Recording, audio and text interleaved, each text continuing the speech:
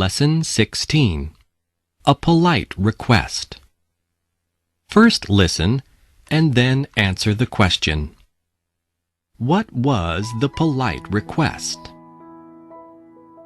If you park your car in the wrong place, a traffic policeman will soon find it. If you back into your car gaarigaga in the wrong place waa goob khaldane, a traffic policeman nimanka trafficada ay booliska will soon si dhaqsi leh find it ay ku ogaanayaan. You will be waxaad noqon doontaa very lucky, qof aad u nasiib lah. If he leads you haddii uu ku ogolaade, if haddii leads you haddii uu ku ogolaado, go inaad soo baxdo without a ticket la'aan.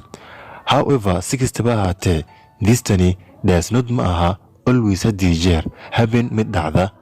Traffic police booliska trafficada waa kuwo sometimes waqtiyada qaar very polite aad u akhlaaq leh.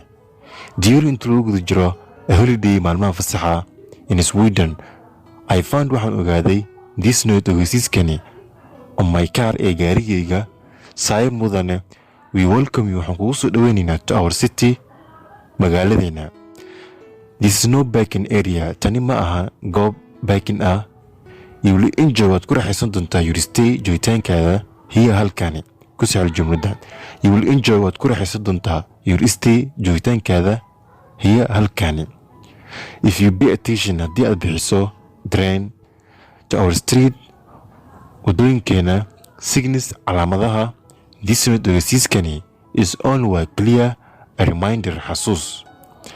If you receive haddii aad hesho a request waa codsiye like this tan oo kale, you can not file kuma dhacaysid to obey it inaad adeecdo.